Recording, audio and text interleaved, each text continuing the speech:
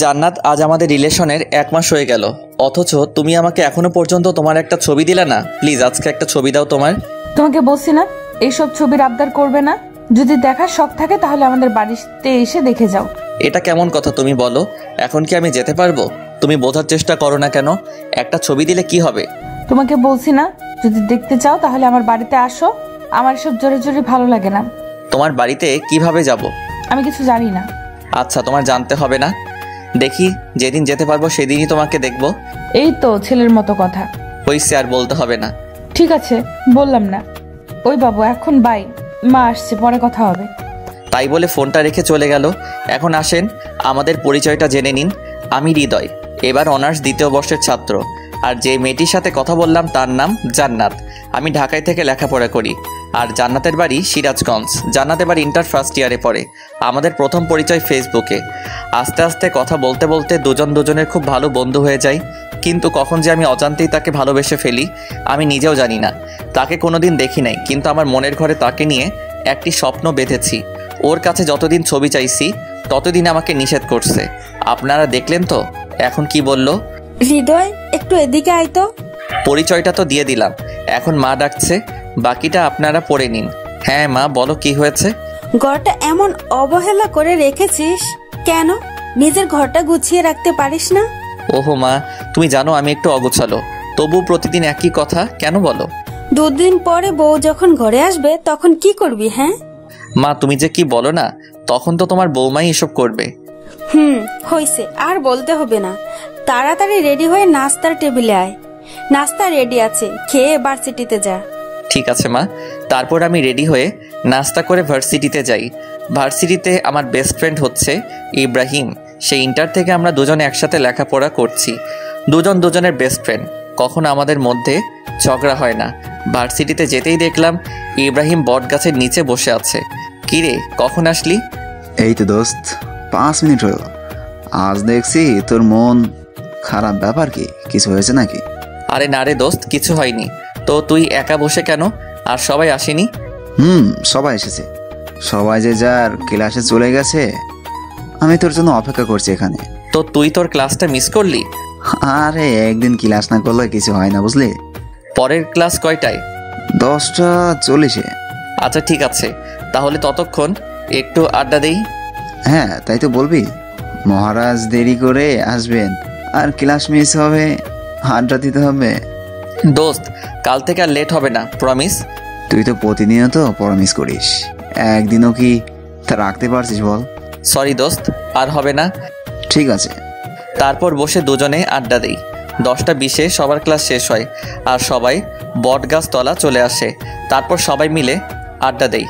এই সুমন, তোর বাবার কি অবস্থা এখন? সুমনের বাবা হার্টের রোগী, হাসপাতালে ভর্তি আছে। সুমনের কোনো বড় ভাই নেই, তাই খুব কষ্ট করে লেখাপড়া করে আর বাবা মাকে দেখাশোনা করে, যার কারণে আমরা সবাই সুমনকে একটু বেশি ভালোবাসি। ওই আগের মতোই রে। আচ্ছা, ডাক্তার কি বলছে? ডাক্তার বলছে সময় লাগবে, কিন্তু নিশ্চয়তা নেই। মন খারাপ করিস না দোস্ত, সবকিছু ঠিক হয়ে যাবে। দোয়া করিস দোস্ত। আমরা তো সবসময় দোয়া করি। আর তোর মা বাবা তো আমাদের মা বাবার মতোই, তাই না? হ্যাঁ অবশ্যই। তাহলে এমন কথা বললি কেন? সরি দোস্ত, ভুল হয়ে গেছে, আর বলবো না। ঠিক আছে। আচ্ছা মিলি, আজকে মেকআপ করিস নাই নাকি? তুই আবার আমার মেকআপ নিয়ে কথা বলছিস? আচ্ছা হৃদয়, মিলির পিছে তোর না লাগলে কি পেটের ভাত হজম হয় না নাকি? একদম ঠিক বলছিস, শালা সারাক্ষণ আমার পিছে লেগে থাকে। হইছে, এখন সাপোর্ট পাইয়ে এত লাফালাফি করতে হবে না। তুমি যে মেকআপ ম্যান তা তো সবাই জানে, সারাক্ষণ মেকআপ নিয়ে ব্যস্ত। এবার কিন্তু বাড়াবাড়ি হয়ে যাচ্ছে হৃদয়। আচ্ছা বোন, ভুল হইছে, মাফ কইরা দে। হয়েছে, এত ঢং করতে হবে না। বাহ, না চাইলেও দোষ। আচ্ছা ঠিক আছে, আজকের পর আর কোনো দিন তোর কাছে মাপ চাইবো না। আচ্ছা তোরা কি শুরু করলি বলতো? আচ্ছা সবকিছু বাদ দে, তো দোস্ত খুব ক্ষুধা পাইছে, চল ক্যান্টিনে যাই। তোর ক্ষুধা লাগছে, তুই মিলিরে নিয়ে যা। আমাদের ক্লাসের সময় হয়ে গেছে। আমি আর ইব্রাহিম ক্লাসে গেলাম। এখন তোদের আবার ক্লাস আছে? ক্লাস না থাকলে আমি যাই। সবই বুঝি, না খাওয়ানোর ধান্দা শুধু। ওই কি বললি তুই? তোদের আমি খাওয়াই না? প্রতিদিন যে ক্যান্টিনে বসে এটা ওটা খাস, কি খাওয়াই? আহা চল তো হৃদয়। আচ্ছা ঠিক আছে, তোরা ক্যান্টিনে গিয়ে বস, আমরা ক্লাস করে আসছি, তারপর একসাথে খাওয়া দাওয়া করব। আর তোদের যদি দেরি না পছন্দ হয় তাহলে খেয়ে নিতে পারিস, আমি এসে বিল দেব, সমস্যা নাই। সত্যি দিবি তো? হ্যাঁ দেব, এখন যা তোরা। তাই বলে ওদেরকে রেখে আমি আর ইব্রাহিম ক্লাসে চলে গেলাম। ক্লাসে ঢুকতে দেখি নতুন একটা স্যার জয়েন করছে, আজকে তার ক্লাস। স্যারের আজ আমাদের প্রথম ক্লাস, তাই আজকে পরিচয় পর্বের মধ্য দিয়ে ক্লাস শেষ করে বেরিয়ে ক্যান্টিনে চলে যাই। ক্যান্টিনে গিয়ে দেখি হারামিগুলো বসে আছে। কি রে, তোরা কিছু খাসনি? তোদের স্যার আমরা কখনো কিছু খাইছি? আরে বোকা, খাইলে কি হতো? কিছু হয়তো না, কিন্তু তোদের ছাড়া আমরা খাবো না তাই খাইনি। আচ্ছা খাসনি, ভালো করছস। তো এখন কি খাবি বল? এখন বেশি কিছু খাবো না, হালকা নাস্তা করলে হবে। আচ্ছা তাহলে সিঙ্গারা আনি, তোরা বস। তাই বলে আমি সিঙ্গারা আনতে গেলাম, সাথে কোল্ড ড্রিঙ্ক নিলাম। তারপর সবাই নাস্তা করে কিছুক্ষণ আড্ডা দিয়ে বাসায় ফিরলাম। বাসায় এসে লাঞ্চ করে বিকালে একটা ঘুম দিলাম। সন্ধ্যায় ঘুম থেকে উঠে দেখি মোবাইলে 29টা মিসড কল। চেক করে দেখি জান্নাতের কল ছিল। আজ আমি শেষ, কি মরণে ঘুমাচ্ছিলাম, ফোনটা বাজছিল বুঝতে পারিনি। জান্নাত তো আজকে আমাকে মেরে ফেলবে। তাড়াতাড়ি করে জান্নাতকে একটা ফোন করলাম। হ্যালো জান্নাত। সরি, কে আপনি আর কাকে ফোন করেছেন? আমি সরি, আসলে ভার্সিটি থেকে এসে লাঞ্চ করে একটু ঘুমিয়ে পড়ছিলাম, তাই বুঝতে পারিনি কখন ফোন করছিলা। সরি। তো ঘুম থেকে উঠছেন কেন? জান ঘুমান। সরি তো জান। তোমার এই সরি আমার আর ভালো লাগে না। আচ্ছা ঘুমিয়ে পড়েছিলাম তো কি করব? কিছু করতে হবে না, চুপচাপ বসে থাকো, বাই। তাই বলে ফোনটা কেটে দিল। আল্লাহ গো, মেয়েটা কত রাগ করে। আল্লাহ তুই মেয়েটাকে একটু হেদায়েত দান করো। কথায় কথায় রাগ করে। ফোনটা কেটে যাওয়ার সাথে আবার ফোন করলাম। কি ব্যাপার, আবার ফোন করছো কেন? আমার জান পাখিটা প্লিজ কথা বলো। তোমার সাথে আবার কিসের কথা? কথার কি শেষ আছে? হ্যাঁ, কথা শেষ আছে। তোমার সাথে আমার আর কোনো কথা নাই। প্লিজ জান, এমনটা করো না, প্লিজ কথা বলো। আচ্ছা ঠিক আছে, বলো কি বলবে। I love you. এটা ছাড়া আর কোনো কথা আছে? আছে তো। তো সেই কথা বলো। আমার না খুব ইচ্ছা করছে তোমার কাছে ছুটে যেতে। তো আসো না কেন? কি করব বলো, সিরাজগঞ্জ তো আমার কোনো রিলেটিভ নেই যে তার পাশেই যাব। রিলেটিভ না থাকলে কি আসা যায় না? যাওয়া যায় তো, কিন্তু আমি তো কিছুই চিনি না, কোথায় যেতে কোথায় চলে যাব। তুমি কোন দুনিয়ার মানুষ? কেন? তুমি ডিজিটাল যুগে এসে হারিয়ে যাওয়ার ভয় করছো? আমি আমার ভয় করি না। যদি তুমি কোনো কারণে হারিয়ে যাও সেদিন আমার মরণ ছাড়া কিছু হবে না। হইছে, এখন আর ইমোশনাল হতে হবে না। তারপর জান্নাতের সাথে অনেকক্ষণ কথা বলে ফোনটা রেখে একটু ছাদে যাই। আমাদের ছাদে একটি দোলনা আছে, তো ছাদে গিয়ে দোলনায় বসে দোল খাচ্ছিলাম। এমন সময় সুমনের ফোন আসলো। হ্যালো হৃদয়, তুই কোথায়? কি রে, কি হয়েছে? এভাবে কথা বলছিস কেন? বাবা কেমন জানি করছে, তুই একটু তাড়াতাড়ি হাসপাতালে আসবি। আচ্ছা আমি আসতেছি, দাঁড়া। তাই বলে ফোনটা রেখে বাসা থেকে বেরিয়ে ইব্রাহিমের বাসায় গেলাম।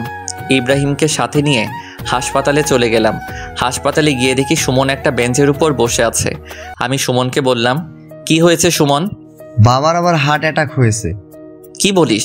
এখন আঙ্কেল কই? ডাক্তার অপারেশন করছে। আচ্ছা তুই কোনো চিন্তা করিস না, সব কিছু ঠিক হয়ে যাবে।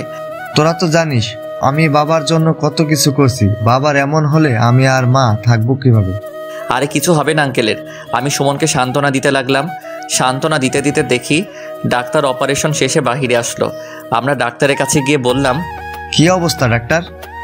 অবস্থা খুব একটা ভালো না, রোগী চাইছে না বাঁচতে। এখন আমরা কি করব বলেন? মানে কি বলছেন আপনি? উনি হার্টের পেশেন্ট, কিন্তু সেদিকে তিনি কোনো চিন্তাই করেন না, সারাক্ষণ নিজের প্রতি অবহেলা করে। এখন আমরা কি করব? আচ্ছা ডাক্তার, এখন কোনো উপায় নেই কি? হ্যাঁ আছে, অনেক মেন্টালি সাপোর্ট দিতে হবে। আচ্ছা ঠিক আছে ডাক্তার, আমরা যথেষ্ট চেষ্টা করব। ঠিক আছে। তারপর ডাক্তার চলে যায়। আমরা সুমনের বাবার কাছে যাই। সুমনের বাবার কাছে গিয়ে বলি, আঙ্কেল এখন কি অবস্থা? এই তো বাবা, জীবন্ত লাশ হয়ে শুয়ে আছি। এমন কথা বলছিস কেন? কি বলবো বাবা, আর কতদিন এভাবে থাকবো? অনেক দিন তো হয়ে গেল। হ্যাঁ অনেক দিন হয়ে গেল। আপনি জানেন আপনি অসুস্থ হওয়ার পর থেকে সুমন আর আন্টি কত কষ্ট করছে।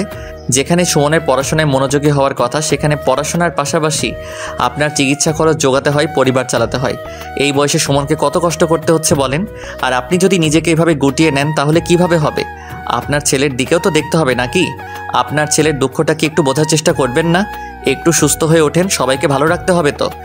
ঠিক বলছো বাবা, আমি একটা অপদার্থ বাবা।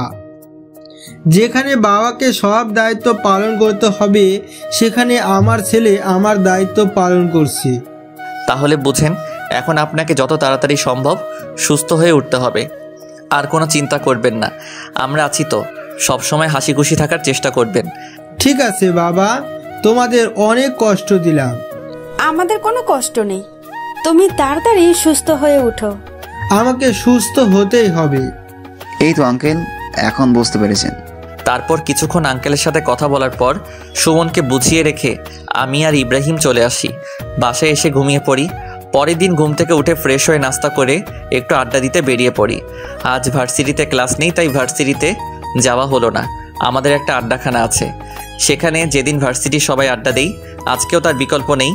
সবাই এসে পড়েছে, সবাই বসে আড্ডা দিচ্ছি। হঠাৎ এমন সময় ইব্রাহিমের ফোনে একটা কল আসে। ইব্রাহিম, তোমার ছোট চাচার বিয়ে ঠিক হয়েছে। আগামীকাল আমাদেরকে গ্রামের বাড়ি যেতে হবে। কি বলছো বাবা, সত্যি? হ্যাঁ সত্যি। আমার অনেক মজা হচ্ছে। দাঁড়াও বাবা, আমি তাড়াতাড়ি বাসায় আসছি। আচ্ছা ঠিক আছে। ইব্রাহিম ফোনটা রাখা মাত্রই আমি ইব্রাহিমকে বললাম, কি রে, কি হয়েছে, এত খুশি কেন? আর বলিস না, আমার ছোট চাচার বিয়ে ঠিক হয়ে গেছে। কাল সকাল সকাল আমাদের গ্রামের বাড়ি যেতে হবে। গ্রামের বাড়ি? তোর আবার গ্রামের বাড়ি আছে নাকি? হ্যাঁ রে, তোকে এর আগে বলা হয়নি, কারণ আমি ছোটবেলা থেকেই ঢাকায় বড় হয়েছি। গ্রামে দু একবার গিয়েছিলাম। তোদের গ্রামের বাড়ি কই? সিরাজগঞ্জ। কি শালা, তোর বাড়ি সিরাজগঞ্জ? আমাকে বলবি না? কেন রে, কি হয়েছে? শালা, আমার সিরাজগঞ্জ একটা কাজ আছে, আমার কোনো রিলেটিভ থাকে না, তাই যাইতে পারতেছি না। আর তোর গ্রামের বাড়ি ওখানে, আমাকে আগে বলবি না? সিরাজগঞ্জ তোর আবার কি কাজ আছে? তোকে বলা যাবে না, একটু সিক্রেট। অনেক দিন ধরেই যাবো যাবো বলছি, কিন্তু যাওয়া হচ্ছে না। আচ্ছা, এই তো যখন সিক্রেট, তাহলে একটা কাজ করতে পারিস। কি কাজ? আমাদের সাথে কাল আমার গ্রামের বাড়িতে চল, তাহলে আমার চাচার বাড়ি গিয়ে তোর কাজটা হয়ে যাবে। আমি ইব্রাহিমের কথা ফেলতে পারলাম না, কারণ আমি সিরাজগঞ্জ যাওয়ার জন্য অনেক চেষ্টা করছিলাম। এখন সুযোগ পেয়েছি, হাতছাড়া করব না। তাহলে তো খুব ভালো হয়। আচ্ছা ঠিক আছে, তাহলে রেডি হয়ে নিস, কাল সকালে রওনা দিব। আচ্ছা ঠিক আছে দোস্ত, আজকে আমি অনেক খুশি, কারণ জান্নাতের সাথে দেখা করার জন্য সিরাজগঞ্জ যাচ্ছি। বাসায় গিয়ে জান্নাতকে ফোন দিলাম, হ্যালো জান্নাত, এবার তুমি পালাবে কোথায়? এবার তোমাকে দেখেই ছাড়বো। মানে কি বলছো তুমি? আগামীকাল আমি সিরাজগঞ্জ যাচ্ছি। সত্যি আগামীকাল তুমি আমার সাথে দেখা করার জন্য সিরাজগঞ্জ আসছো? হ্যাঁ জান, সত্যি। শুধু একদিনের জন্য না, বেশ কিছুদিন থাকবো। বাহ, তাহলে তো খুব খুশির সংবাদ। কিন্তু কোথায় আসবে, কার বাসায় আসবে? আমার বেস্ট ফ্রেন্ডের বাড়িতে। তোমার আবার বেস্ট ফ্রেন্ড সিরাজগঞ্জে কিভাবে হলো? আরে বলো না, আমার বেস্ট ফ্রেন্ডের গ্রামের বাড়ি সিরাজগঞ্জ। আমি জানতামই না, আজকে জানলাম, তাই আর দেরি করছি না, আগামীকাল চলে যাব। আচ্ছা ঠিক আছে, দেখে শুনে এসো। ওকে যান। এভাবেই জান্নাতের সাথে অনেকক্ষণ কথা বললাম। তারপর মা বাবাকে জানালাম আগামীকাল সিরাজগঞ্জ যাব ইব্রাহিমের চাচার বিয়েতে।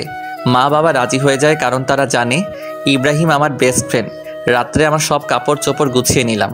পরের দিন সকালে আমি, ইব্রাহিম আর ওর মা বাবা সবাই সিরাজগঞ্জের উদ্দেশ্যে রওনা দিলাম। দীর্ঘ 5 ঘন্টা যাত্রা করার পর আমরা বাসায় পৌঁছালে ইব্রাহিমের গ্রামের বাড়িতে যেয়ে বাড়ির কলিং বেল বাজাতেই হুট করে কি যেন আমার মাথায় একটা লাঠি দিয়ে বাড়ি দিল। আমি কিছু বুঝে ওঠার আগেই একটা মেয়ে সামনে থেকে দৌড়ে পালালো। পাশে থেকে ইব্রাহিম বলল, কিছু মনে করিস না দোস্ত, এটা আমার পাগলি ছোট বোন। আমি অনেকদিন ধরে গ্রামে আসি না, তাই আমাকে মারার জন্য এসেছিল, কিন্তু ভুল করে তোকেই মেরে ফেলেছে। তোর আবার বোন আছে? হ্যাঁ রে, ও তো ছোটবেলা থেকে গ্রামেই থাকে। গ্রাম ছেড়ে নাকি ওকে যেতে মন চায় না। বাহ, ভালো তো। আচ্ছা, আমরা কি গেটে দাঁড়িয়ে কথা বলবো না ভিতরে যাব? হ্যাঁ বাবা, ভিতরে চলো। তারপর আমরা বাসার ভিতরে যাই। ভিতরে গিয়ে দেখি মেয়েটি বসে আছে। আঙ্কেল আন্টি সবাই যে যার রুমে গেল। ইব্রাহিম তার ছোট বোনকে বলে, মিম, এটা আমার বেস্ট ফ্রেন্ড হৃদয়, ওকে একটা রুমে জায়গা করে দে, আমাদের সাথেই থাকবে কিন্তু। ঠিক আছে ভাইয়া। আমি মেয়েটার দিকে হাঁ করে তাকিয়ে আছি। সত্যি মেয়েটা দেখতে অসম্ভব সুন্দর, কিন্তু বেশিক্ষণ তাকিয়ে থাকতে পারলাম না, কারণ সে আমার বেস্ট ফ্রেন্ডের ছোট বোন আর আমি অন্য একজনকে ভালোবাসি। যাই হোক, তারপর আমাকে একটি রুমে নিয়ে গেল আর বলল, এটা আপনার থাকার রুম, যান ফ্রেশ হয়ে একটু রেস্ট নেন। তোমাকে ধন্যবাদ। মেয়েটা ওয়েলকাম জানিয়ে চলে গেল। হঠাৎই আমার ফোনে কল বেজে উঠল। জান্নাত ফোন করেছে। তাহলে তুমি সিরাজগঞ্জে এসেই গেলে? তুমি কিভাবে জানলে? এখন থেকে তোমার প্রত্যেকটি কদমই আমি দেখতে পাবো। মানে কিভাবে? সেটা তো তোমাকে বলা যাবে না। আচ্ছা, তুমি এখন লাল শার্ট পরে আছো না? তুমি এগুলো কিভাবে বলছো? সব জানতে পারবে। এখন থেকে তুমি আমার নজরে নজরে থাকবে।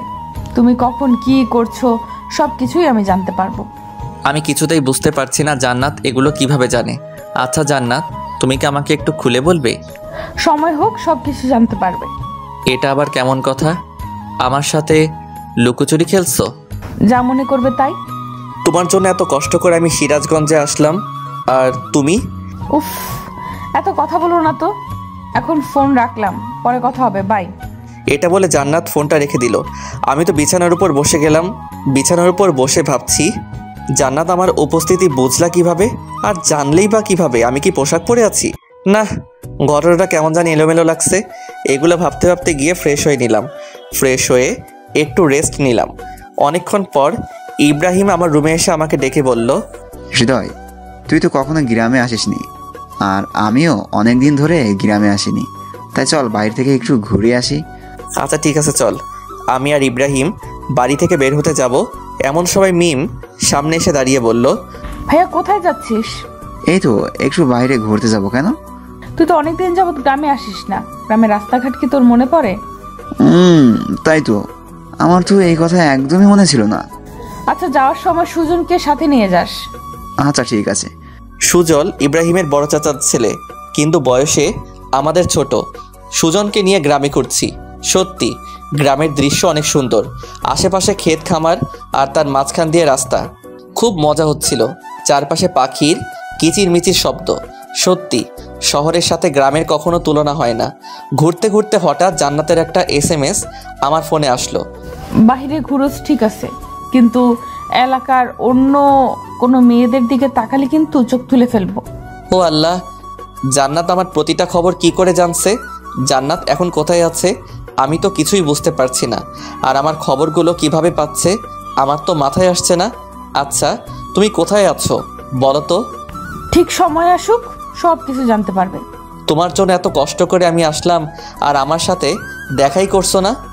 কিচ্ছু করার নাই, অপেক্ষা করো, সবুরে মেওয়া ফলে। কি আর করার, কোনো উপায় নেই জান্নাতকে দেখার। গ্রামটা ঘুরে দেখা শেষে বাসায় ফিরি। বাসায় ফিরে রুমে রেস্ট নিচ্ছি। এমন সময় দেখলাম মিম বারবার আমার রুমের সামনে দিয়ে ঘুরপাক খাচ্ছে। আমি বুঝলাম না ব্যাপারটা কি। মেয়েটা আমার রুমের সামনে দিয়ে এমন ঘোরাঘুরি করছে কেন? একটু পর ডিনারের জন্য ইব্রাহিম এসে ডেকে গেল। তারপর ডিনার শেষে রুমে এসে শুয়ে আছি। একটু পর আমার ফোনে মেসেজ আসলো। কি ব্যাপার, সারাদিন রুমের মধ্যে শুয়ে বসে থাকো, খারাপ লাগছে না? তুমি কোথায় আছো এখন? আর তুমি কিভাবে বুঝলে আমি রুমের মধ্যে বসে আছি? তোমাকে বলছি না, তোমার প্রত্যেকটা কদম এখন থেকে আমি দেখতে পাবো। তাহলে আমার সামনে আসছো না কেন? সঠিক সময় আসুক, ঠিকই সামনে যাব। আচ্ছা, তোমাকে যেটা বলার জন্য মেসেজ দিছি, চলো কাল দেখা করি। সত্যি কাল দেখা করবা? হ্যাঁ দেখা করব, কাল স্কুলের মাঠে চলে এসো, দেখা হবে। কিন্তু আমি তো স্কুলের মাঠটা চিনি না, কিভাবে যাব? তুমি বাসা থেকে বাইরের ডান দিকে একটা রাস্তা আছে, সেই রাস্তা দিয়ে সোজা চলে আসবে। তারপর সামনে একটা মোড় দেখতে পাবে, সেখান থেকে উত্তর দিকে একটু সামনে গেলেই স্কুলের মাঠ পড়বে, আর সেখানে আমরা দেখা করব। আচ্ছা ঠিক আছে যান। সত্যি আজ আমি অনেক খুশি। কাল জান্নাতের সাথে দেখা হবে এটা ভাবতেই আমি খুশিতে আত্মহারা হয়ে যাচ্ছি। কাল প্রথম জান্নাতের সাথে আমার দেখা হবে। আমি খুবই এক্সাইটেড হয়ে আছি। জান্নাতের কথা ভাবতে ভাবতে কখন ঘুমিয়ে গেছি বুঝতে পারছি না। পরের দিন সকালে ঘুম থেকে উঠে নাস্তা করে স্কুলের মাঠে চলে যাই, কিন্তু কোথাও জান্নাতকে দেখতে পারছি না। হঠাৎ সামনে থেকে 4-5টা মেয়ে আসলো। কি ব্যাপার, এখানে দাঁড়িয়ে কি করেন? দেখলাম মেয়েগুলোর মধ্যে মিম মেয়েটির আছে। কি বলবো বুঝতে পারছিলাম না। কি হলো, কিছু বললেন না কেন? কি বলবো, একজনের সাথে দেখা করার জন্য আসছি, কিন্তু তাকে খুঁজে পাচ্ছি না। কার সাথে দেখা করতে আসছেন ভাইয়া? জান্নাতের সাথে দেখা করতে আসছি। ও, তাহলে আপনি সেই হৃদয়? হ্যাঁ, কিন্তু আপনারা কারা? আমি জান্নাতের ফ্রেন্ড। ও আচ্ছা, কিন্তু আপনাদের ফ্রেন্ড কোথায়? জান্নাত তো আসেনি। কেন? জান্নাতের তো আজকে আমার সাথে দেখা করার কথা ছিল। সরি, আচ্ছা জান্নাত আপনার সাথে দেখা করবে না? আপনি কি ভেবেছেন জান্নাতের দেখা পাওয়া খুব সহজ? সহজ হবে না কেন? আমি তো তাকে ভালোবাসি। ভালোবাসেন তাতে কি? দেখা হচ্ছে না। আচ্ছা শোনেন, এখানে যখন এসেই পড়েছেন তাহলে আজকে আমাদের খাওয়াবেন। আমি আপনাদের কেন খাওয়াবো? বারে দেখতে হবে না আপনি কিপটা নাকি? আমি কিপটা নই। সেটা তো দেখতেই পাচ্ছি। যদি কিপটা না হতেন তাহলে আমরা জান্নাতের ফ্রেন্ড জানার পর আমাদের খাওয়াতে না করতেন না। আমি কিভাবে বুঝবো যে সত্যি আপনারা জান্নাতের ফ্রেন্ড? আপনি কি আমাদের চিটার ভাবছেন? হইতেও পারেন, কিভাবে বুঝবো? আচ্ছা ঠিক আছে, আমরা চিটার। জান্নাতের সাথে দেখা হওয়ার কথা ভুলে যান। কেন জান্নাতের সাথে দেখা হওয়ার কথা ভুলে যাব কেন? জান্নাত আপনার সাথে দেখা করবে না, আপনি আমাদের চিটার বললেন। আচ্ছা আমার ভুল হয়েছে, সরি। প্লিজ জান্নাতের সাথে দেখা হওয়ার ব্যবস্থা করে দিন। আপনি তো আমাদের খাওয়াতেই চাইলেন না, তাহলে দেখা করানোর কথা ভাববো কিভাবে? হঠাৎ এমন সময় ফোনে মেসেজ আসলো। ও চুপচাপ আমার ফ্রেন্ডরা যা বলে তাই শোনো। ওরা যা খেতে চায় তাই খাওয়াবেন, না হলে কিন্তু তোমার সাথে দেখা করব না। কিন্তু তুমি কোথায় আছো? আর আজ তো আমার সাথে দেখা করার কথা ছিল। দেখা করার কথা ভুলে যাও। যদি আমার ফ্রেন্ডসরা খুশি হয় তোমার প্রতি তাহলে আমি দেখা করব। কি আর বলবো, বলির পাঠা। জান্নাতের সব ফ্রেন্ডকে বললাম চলেন আপনাদের খাওয়াতে নিয়ে যাই। কিন্তু আমরা তো চিটার, তাহলে আমাদের খাওয়াবেন কেন? প্লিজ বোন, মাফ চাই। প্লিজ চলেন, তারপর সবাইকে নিয়ে রেস্টুরেন্টে যাই এবং সবাইকে ইচ্ছে মতো খাওয়াই। একবারে বিল এসেছে 1850 টাকা। পকেট অর্ধেক ফাঁকা করে ফেললো শুধু একবারেই। আল্লাহই জানে আমার পকেট থেকে আর কত খসবে। হোটেলের বিল দেব শেষে। জান্নাতের ফ্রেন্ডদের বললাম এখন তো জান্নাতের সাথে দেখা করার ব্যবস্থা করে দেবেন প্লিজ। আচ্ছা ভেবে দেখি, যদি মনে হয় আপনার সাথে জান্নাতে দেখা করানো যাবে তাহলে দেখা করাবো। এটা কেমন কথা? হ্যাঁ এটাই কথা। আর হ্যাঁ, আমার ভাইয়া যেন আজকের ব্যাপারে কোনো কিছু না জানে। আচ্ছা ঠিক আছে। একে তো পকেট থেকে এতগুলো টাকা খসালো, আবার জান্নাতের সাথে দেখা করার ব্যবস্থাও করে দিল না। কেমনটা লাগে আপনারাই বলেন তো। দুঃখ ভরা মন নিয়ে বাসায় ফিরলাম। বাসায় ফিরে ফ্রেশ হয়ে ছাদে যাই। ছাদে গিয়ে বসে আছি, কিছু ভালো লাগছে না। বারে বারে জান্নাতের কথা মনে পড়ছে। জান্নাতের সাথে খুব দেখা করতে ইচ্ছে করছে কিন্তু পারছি না। এমন সময় মিম ছাদে চলে আসে আর আমাকে বলে, কি ব্যাপার দুলা ভাই, ছাদে একা একা কি করেন? তুমি আমার সব খবর জান্নাতকে বলো তাই না? সেটা জেনে আপনি কি করবেন? জানি তুমি জান্নাতকে আমার সকল খবর বলো। তুমি ছাড়া বলার মতো এই বাসায় আর কেউ নেই। হ্যাঁ আমি বললি তো কি হয়েছে। মিম প্লিজ জান্নাতের সাথে একবার দেখা করার ব্যবস্থা করে দাও না। সরি আমি পারবো না। এটা বলে মিম আমাকে ভেঙচি কেটে নিচে চলে যায়। কি বলবো কিছু বুঝি না। সবাই আমার সাথে প্রতারণা শুরু করে দিয়েছে। কার জন্য এই সিরাজগঞ্জে আসলাম তার সাথে আমার দেখা হচ্ছে না। বিয়ের এখনো 3 দিন বাকি, আর তাই সবাই প্ল্যান করে যমুনা নদীতে ঘুরতে যাবে। ইব্রাহিমের বাড়ি থেকে যমুনা নদী বেশি দূর না, তাই প্ল্যান অনুযায়ী পরের দিন সকালে যমুনা নদীতে ঘোরার জন্য বেরিয়ে পড়ি। যমুনা নদীর বাড়ি গিয়ে সবাই অনেক আনন্দ করছি। নদীতে প্রচুর স্রোত বইছে। নদীর ধারে কিছুক্ষণ আড্ডা দেওয়ার পর সবাই মিলে প্ল্যান করি নৌকায় করে কিছুক্ষণ ঘুরবো। কথা মতো একটা নৌকায় উঠে পড়ি। আজ জীবনে প্রথম নৌকায় উঠছি, খুব ভয় করছে যদি নৌকা থেকে পড়ে যাই বা নৌকাটা ডুবে যায়। কিন্তু সবাই নৌকায় অনেক মজা নিচ্ছে। সবাই নৌকার উপর নাচানাচি করছে। আমি সাঁতার জানি না, তাই আমার ভয়টা অনেক বেশি ছিল। ইব্রাহিমও সাঁতার জানতো না, কারণ ও ছোট থেকেই ঢাকায় বড় হয়েছে। ইব্রাহিম আর আমি খুব ভয় পাচ্ছিলাম। সবাই নাচানাচি করছে, খুব মজা করছে তারা। তাদের দেখে খুব হিংসা হচ্ছিল। উফ, আমিও যদি ওদের সাথে একটু নাচতে পারতাম। কিন্তু আমার তো ভয় করছে যদি নৌকাটা ডুবে যায়। সব কিছু ভুলে ভাবলাম যা হবার হবে, সবার সাথে আমিও নাচবো। সবার সাথে নাচতেছি, হঠাৎ এমন সময় একজনের সাথে ধাক্কা লেগে আমি নৌকার উপর থেকে নদীর ভেতর পড়ে যাই। আমি সাঁতার জানি না, পানির মধ্যে সাহায্যের জন্য চিৎকার করছি, কিন্তু স্রোতে আমি নিজেকে কন্ট্রোল করতে পারলাম না। পানির স্রোতের মধ্যে আমি হারিয়ে যেতে লাগলাম। এমন সময় মিম নদীতে লাফ দিয়ে আমাকে খুঁজতে লাগে, কিন্তু কিছুতেই খুঁজে পাচ্ছিল না। অনেকক্ষণ খোঁজাখুঁজির পরে আমার দেহটা খুঁজে পায়। তারপর আমার দেহটি নৌকার উপরে উঠাই। আমার দেহ নৌকার উপর উঠিয়ে তাড়াতাড়ি করে নদীর পাড়ে নিয়ে যাওয়া হয়। নদীর পাড়ে নিয়ে আমার পেটে চাপ দিয়ে পেট থেকে পানি বের করা হয়। পানি বের করার পরও আমার জ্ঞান ফেরে না। কি করবে কেউ বুঝতে পারছে না। এমন সময় মিম আমার মুখটা একটু ফাঁকা করে মিমের মুখ আমার মুখে বসিয়ে ফু দিতে শুরু করে। সবাই চেয়ে চেয়ে মিমের কাণ্ড দেখে হা করে তাকিয়ে আছে। কিছুক্ষণ ফু দেওয়ার পরে আমি লাফ দিয়ে উঠি। তারপর আমাকে নিয়ে হাসপাতালে যাওয়া হয়। ডাক্তার আমার চিকিৎসা করে আর বলে, রোগীর ঠিকমতো যত্ন নিতে হবে, না হলে ভবিষ্যতে কোনো বড় সমস্যা হতে পারে। ঠিক আছে ডাক্তার, আমরা ওর ঠিকভাবে যত্ন নেব। তারপর আমাকে হাসপাতাল থেকে বাসায় নিয়ে আসা হয়। বাসায় নিয়ে আসার পর আমার যত্ন নেওয়া হবে খুব ভালোভাবে। বিশেষ করে মিম আমার খুব যত্ন নেয়। জান্নাত আমার কাছে ফোন করে খুব কান্না করত আমার এমন অবস্থা দেখে। আমি পাগলিটাকে সান্ত্বনা দেওয়া ছাড়া কিছুই করতে পারতাম না। মিম আমার কাছে এসে বারে বারে মাপ চাইতো আর বলতো, সত্যি আমি জানতাম না আপনি সাঁতার জানেন না। আমি তো মজা করে আপনাকে ধাক্কা দিছিলাম, কিন্তু আপনার এমন অবস্থা হবে আমি বুঝতে পারিনি। আমাকে মাফ করে দিবেন প্লিজ। আরে বোকা, সমস্যা নাই, তুমি তো না বুঝেও করেছো। তুমি যদি জানতা আমি সাঁতার জানি না তাহলে তো আর করতে না। এসব চিন্তা বাদ দাও। আজ তোমার জন্য আমি বেঁচে আছি। তুমি আমায় আবার দ্বিতীয়বারের মতো জীবন বাঁচালে। তোমার কাছে আমি ঋণী। আমার জন্য এত কিছু হলো, আর আপনি সত্যি আপনি অনেক বড় মনের একজন মানুষ। আর তোমার জন্যই তো আমি নতুন জীবন পেয়েছি। তোমাকে ভুল বুঝবো কিসের জন্য? এখন থেকে আমি আপনার বেশি করে যত্ন নেব। থাকবো না, এত বেশি যত্ন নিতে হবে না। তোমার ফ্রেন্ড জানতে পারলে আবার আমার উপর রাগ করবে।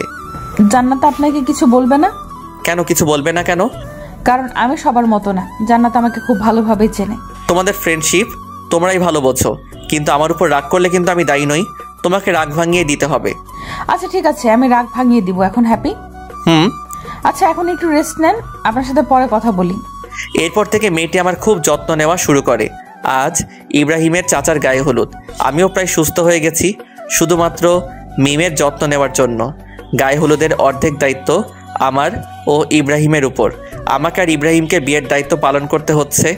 গায়ে হলুদের প্যান্ডেল সাজানো, বাড়িতে সুন্দরভাবে ডেকোরেশন করা, লোকজনের খাওয়া দাওয়ার ব্যবস্থা করা, সব কিছুই ছিল আমার ও ইব্রাহিমের উপর দায়িত্ব।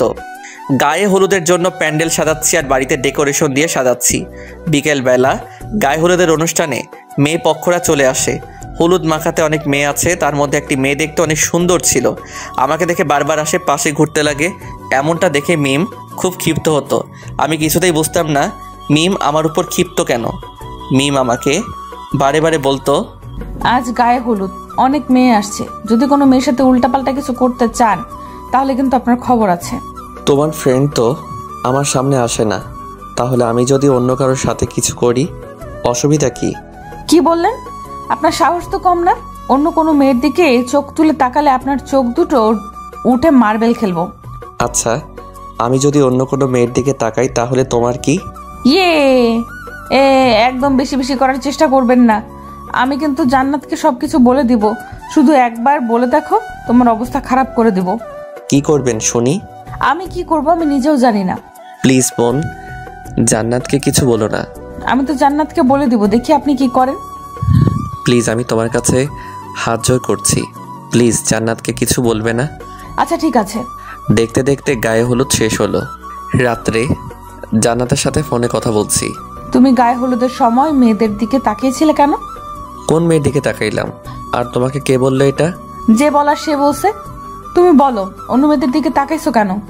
সত্যি আমি তাকাইনি, ওই মেয়েটা আমার দিকে তাকিয়েছিল। না, তুমি ওই মেয়ের দিকে তাকিয়েছিলে, আমি জানি। সব ছেড়ে একই রকম। ওই জান্নাত, সত্যি আমি অন্য কোনো মেয়ের দিকে তাকাইনি। আমি শুধু তোমাকেই ভালোবাসি। তোমাকে ছাড়া অন্য কোনো মেয়ের কথা ভাবতেও পারি না। তুমি সব মিথ্যা কথা বলছো, আমি জানি সবকিছু।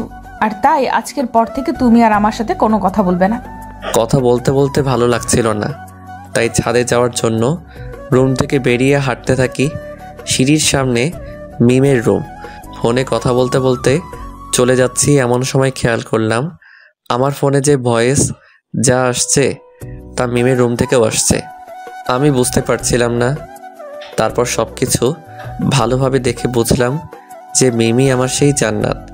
তাই তো বলি যে মিমের কণ্ঠটা ও আচরণ এমন চেনা লাগছে কেন?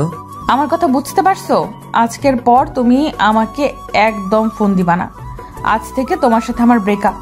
আচ্ছা ঠিক আছে, আমার সাথে কথা বলতে হবে না, আমিও তোমার সাথে কথা বলবো না। যাও, তুমি তোমার মতো থাকো। এটা বলে ফোনটা রেখে দেই। এরপর আমি আমার রুমে চলে যাই। একটু পর মেয়েরা আমার রুমে দৌড়ে আসে আমাকে বলতে লাগলো, ওই আপনি আমার ফ্রেন্ডকে কি বলেছেন? হ্যাঁ, জান্নাত কান্না করছে কেন? ওর সাথে কথা বলবো না তাই। এই আপনার ভালোবাসা? ছি, যার জন্য আপনি ঢাকা থেকে সিরাজগঞ্জ আসলেন তার সাথে কথা বলা বন্ধ করছেন? আপনার কখনো ভালো হবে না। মিম এইসব কথা বলে যাচ্ছিল, এমন সময় আমি মিমকে জড়িয়ে ধরি। এই কি করছেন আপনি? আপনি আমাকে জড়িয়ে ধরেছেন কেন? তাই তো, আমি তোমাকে জড়িয়ে ধরেছি কেন? আচ্ছা 1 মিনিট দাঁড়াও, আমি জান্নাতকে ফোন করে একটু বলে নেই যে আমি তোমাকে কেন জড়িয়ে ধরেছি। এটা জান্নাতকে বলার কি আছে? তুমি এমন তোতলাচ্ছ কেন? কই তোতলাচ্ছি না তো, এমনিতেই। আচ্ছা তাহলে আমি জান্নাতকে একটা ফোন দেই। জান্নাতকে কেন ফোন দিবেন? কারণ তুমি আমার জান্নাত তাই। আমি আপনার জান্নাতে যাব কেন? ও আচ্ছা তাই না? হ্যাঁ তাই তো, আমি তো মিম, আপনার ফ্রেন্ডের ছোট বোন। আচ্ছা এখনই প্রমাণ হয়ে যাবে, 1 মিনিট ওয়েট, আমি জানতে একটা ফোন দেই। এটা বলে জান্নাতের নাম্বারে ফোন দিলাম আর মিমের ফোনটা বেজে উঠলো। আপনার মোবাইল বাজছে কেন? মোবাইলটা একটু দেখি, কে ফোন করেছে আপনাকে দেখি। না মানে কেউ ফোন করেনি, আপনাকে দেখতে হবে না। আমি তো দেখেই ছাড়বো, মোবাইলটা দাও বলছি। না, আমি কিছুতেই মোবাইল দেব না, এটা আমার পার্সোনাল ফোন, আপনাকে কেন দিব? আমি কিছু জানি না, আমি নেব। মিমের সাথে জোরাজোরি করতে করতে আমি বিছানার উপর পড়ে যাই আর মিম আমার বুকের উপর পড়ে যায়। দুজন দুজনের খুব কাছে চলে এসেছি, দুজনে দুজনের নিঃশ্বাস অনুভব করতে পারছি। আমার কাছে কেন তুই পরিচয় গোপন করলে বলো? তোমাকে পরীক্ষা করতে চেয়েছিলাম। তো তোমার পরীক্ষা কি শেষ হয়নি? হয়েছে। তাহলে এখন স্বীকার করলে তো তুমি আমার জান্নাত? এখন আর স্বীকার না করে উপায় আছে? তাহলে এখন ছোট্ট করে একটা মিষ্টি দাও। কেন মিষ্টি দেবো কেন? বারে, আমার সাথে এতদিন অভিনয় করলে, আমাকে এত কষ্ট দিলে, তার বিনিময়ে এখন আমাকে মিষ্টি দিবে না? না দেব না। তুমি ভাবতেও পারোনি কিভাবে ধরা পড়ে যাবে, তাই না? আচ্ছা তুমি কিভাবে বুঝলে যে আমি জান্নাত? ওইটা সিক্রেট, বলা যাবে না। এই যে বলো বলছি। না বলবো না। তুমি বলবে না? আচ্ছা তুমি এমন করতেছো কেন? আমি যেভাবেই হোক জানতে পারছি, তোমাকে সেটা জানতে হবে কেন? না আমি শুনবো, তুমি বলো।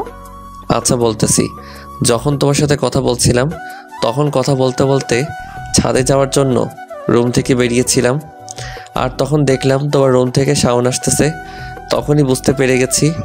ওহো, তুমি তো তাহলে ভালো না, তোমার আড়ি পাতার অভ্যাস আছে। তোমাকে ধরার জন্যই তো আমাকে আড়ি পাততে হয়েছে। কতদিন হলো এসেছি, তুমি দেখাই দিলে না। যাও, তোমার সাথে কোনো কথা নেই। তাই বলে মুখ ঘুরিয়ে দাঁড়িয়ে আছো। আমি ওকে ঘুরিয়ে আমার সামনে নিয়ে এসে বললাম, এই পাগলি, আজ প্রথম তোমার সাথে আমার সামনাসামনি পরিচয় হলো, আর তুমি এইভাবে মন খারাপ করে দাঁড়িয়ে থাকবে? থাকবই তো, তোমার কি?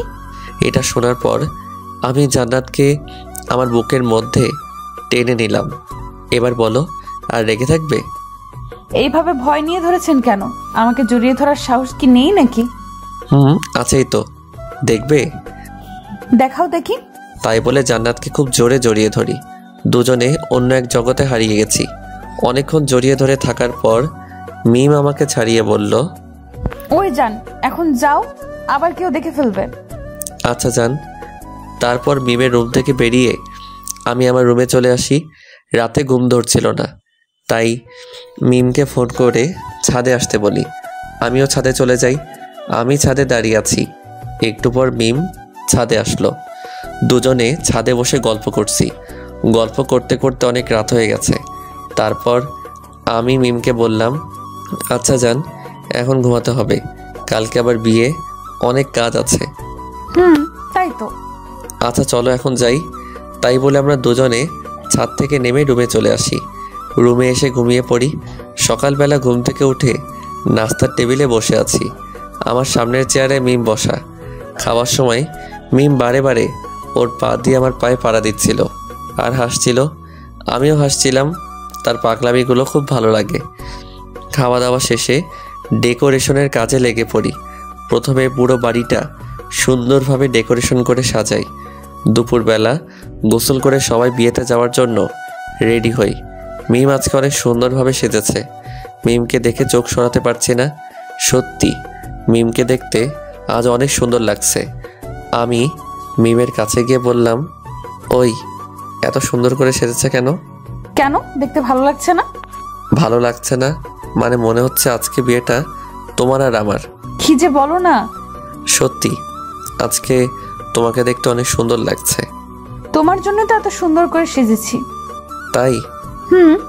আমরা কথা বলছিলাম, এর মধ্যে বরকে রেডি করা হয়। তারপর আমরা কনের বাড়িতে যাওয়া উপলক্ষে রওনা দেই।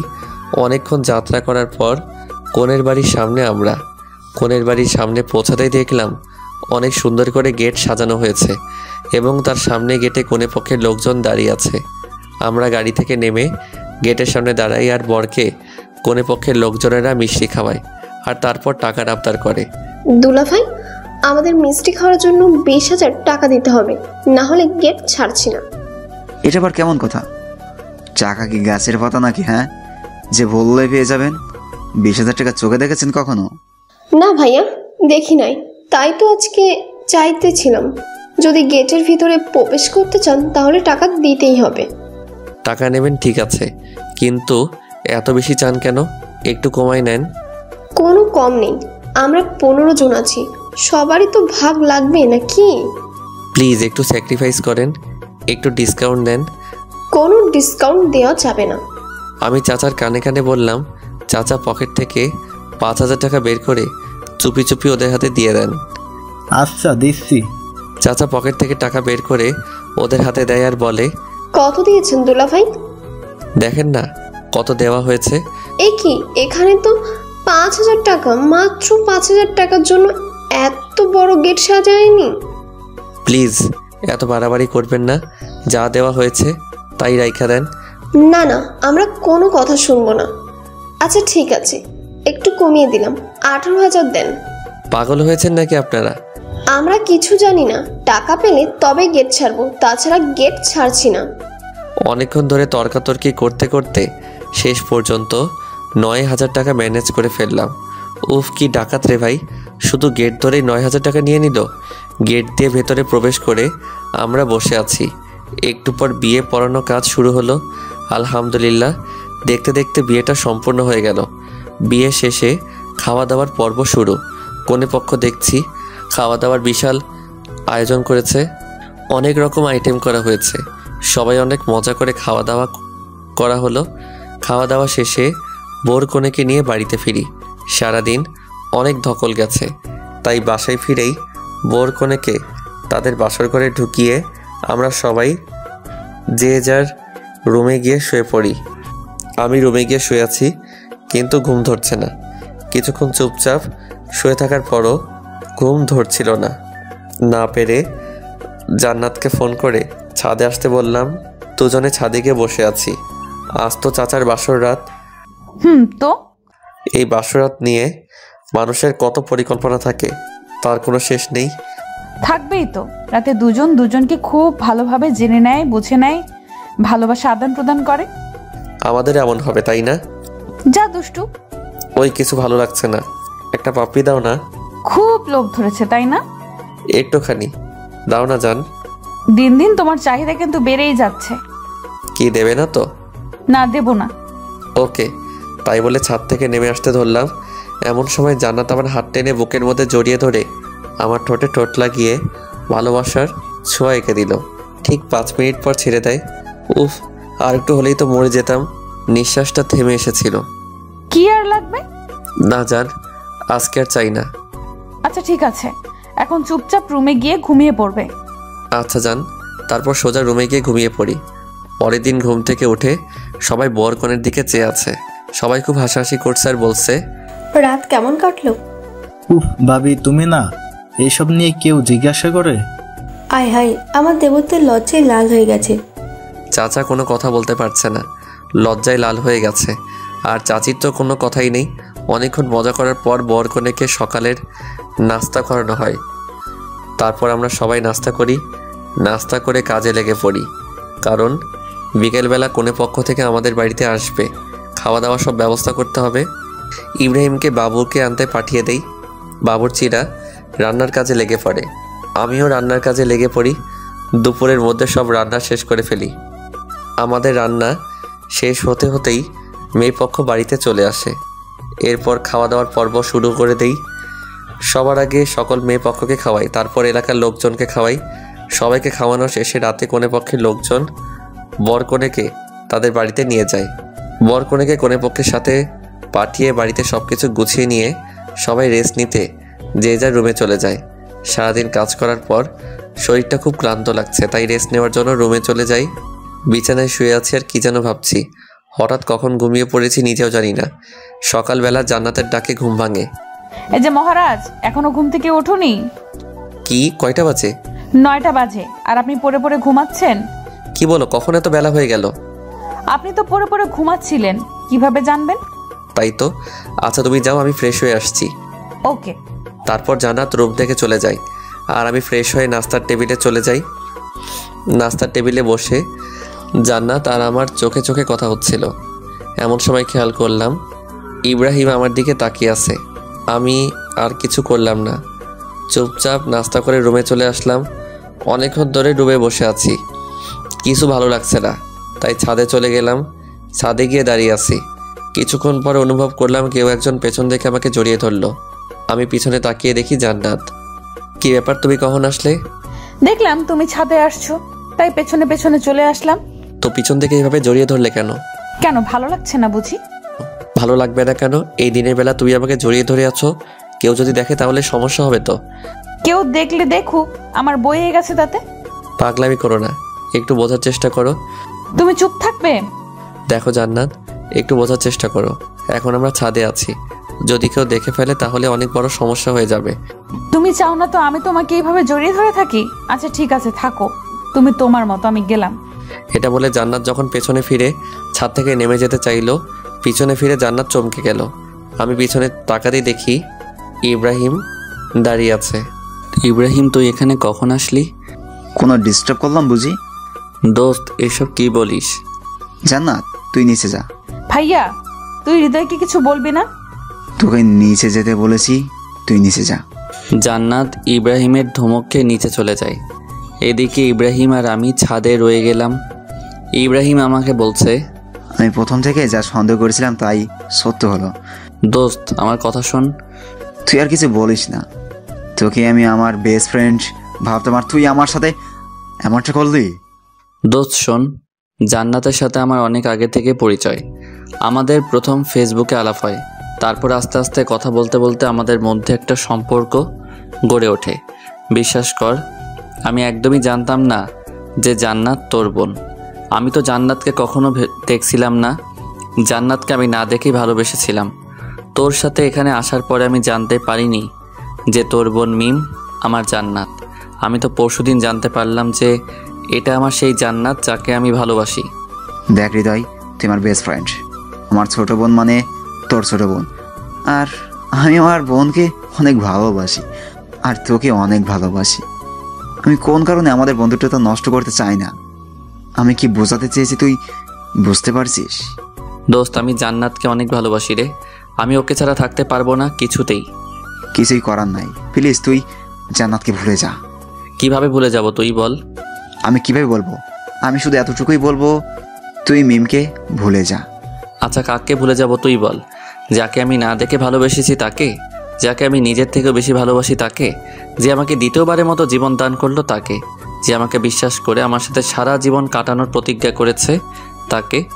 তুই বল, আমি কিভাবে ভুলে যাব? শোন হৃদয়, তোকে সব কিছু ভুলে জান্নাতকে ভুলে যেতে হবে। আমি আমার জীবনকে কষ্ট দিতে পারবো না, আর আমি কখনোই আমাদের বন্ধুত্বটা নষ্ট করতে চাচ্ছি না। প্লিজ, তোকে আমার বন্ধুত্বের কসম। তুই এটা কি করলি? তুই কেন করলি এটা? আমি জান্নাতকে কিভাবে ভুলে যাব? খুব জোরে কান্না করছে আর বলছি। আমার চোখের জলগুলো টপ টপ করে ইব্রাহিমের পায়ে পড়ছে। হৃদয়, তুই নিজেকে শক্ত কর। আর হ্যাঁ, আমি তোকে যে এসব বলেছি তা যেন জান্নাত কিছুই জানতে না পারে। আচ্ছা ঠিক আছে। আচ্ছা চল এখন নিচে যাই। প্লিজ তুই যা, আমাকে একটু একা থাকতে দে। ঠিক আছে, কিন্তু কথাটা মনে রাখিস। তোকে বললাম তো, তুই যা এখান থেকে। ওকে, আমি যাচ্ছি। তাই বলে ইব্রাহিম নিচে চলে গেল। আমি একা ছাদে দাঁড়িয়ে আছি, কিছুতেই চোখের জলকে থামাতে পারছি না। আমি জান্নাতকে কিভাবে ভুলে যাব? যে আমার নিঃশ্বাস, যার সাথে একটা মুহূর্ত কথা না বললে আমার খুব কষ্ট হয়, তাকে কি করে ভুলে যাব? ইব্রাহিম তুই আমাকে কেন আমাদের বন্ধুত্বের কসম দিলি? আমি কি জান্নাতকে কিছুতেই ভুলতে পারবো না রে? প্লিজ তুই কসমটা উঠিয়ে নিয়ে। অনেকক্ষণ ধরে ছাদে একা একা দাঁড়িয়ে কান্না করছি। জানি না পাগলিটা নিচে কি করছে। যদি আগে জানতাম জান্নাত ইব্রাহিমের বোন, তাহলে হয়তো কখনোই তাকে ভালোবাসতাম না। কিন্তু আমি তো জান্নাতকে আগে থেকেই ভালোবাসি। তাহলে কেন হচ্ছে আমার সাথে এমনটা? জান্নাত, তুমি আমাকে মাফ করে দিও। হয়তো আর কখনো তোমাকে ভালোবাসি কথাটা বলতে পারবো না। অনেকক্ষণ ছাদে দাঁড়িয়ে কান্না করার পর নিজেকে অনেক দুর্বল মনে হচ্ছে, তাই ছাদ থেকে নেমে রুমে গিয়ে শুয়ে আছি। ব্যাগে কিছু ঘুমের ওষুধ ছিল, সেগুলো খেয়ে ঘুমিয়ে আছি, যাতে জান্নাত আমাকে ডাকলে আমি সাড়া দিতে না পারি। আমি ঘুমিয়ে আছি গভীর ঘুমে। রাত 3টায় ঘুম ভাঙল। ঘুম ভাঙতেই দেখি আমার পায়ের কাছে কে যেন বসে গুমড়ে গুমড়ে কাঁদছে। আমি ভালো করে চোখ ঘষে নিয়ে তাকিয়ে দেখি জান্নাত। কি ব্যাপার জান্নাত, তুমি এত রাতে এখানে?